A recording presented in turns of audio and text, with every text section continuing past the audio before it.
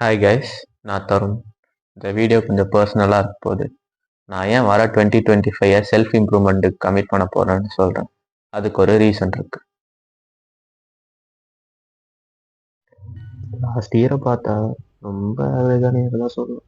Procrastination, distraction, ஃபோக்கஸே இல்லாமல் நான் சும்மா சுற்றிட்டு இருந்தேன்.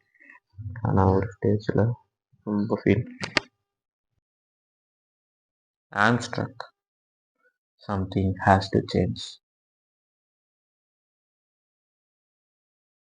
செல்ஃப் இம்ப்ரூவ்மெண்ட்னா என்ன? சிம்பிளாக சொல்லணும்னா becoming a better version of yourself, physically, mentally and skilfully. அது மட்டும் இல்லை, செல்ஃப் ரியலைசேஷன்.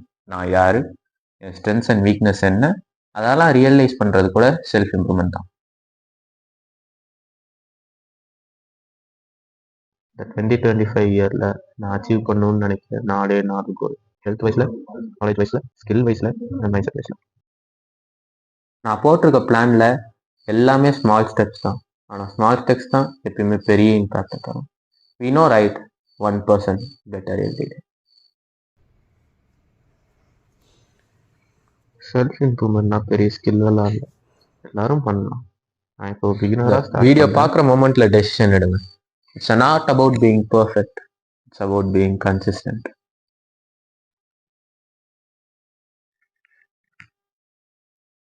என்ன பாட்காஸ்ட் கேட்க போறீங்களா? நம்மளது கூட ஒரு பாட்காஸ்ட் இருக்குங்க. ஸ்பாட்டிஃபைல ராக்காஸ்ட் பை தருண் பிஎஸ். ட்ரை பண்ணி பாருங்க.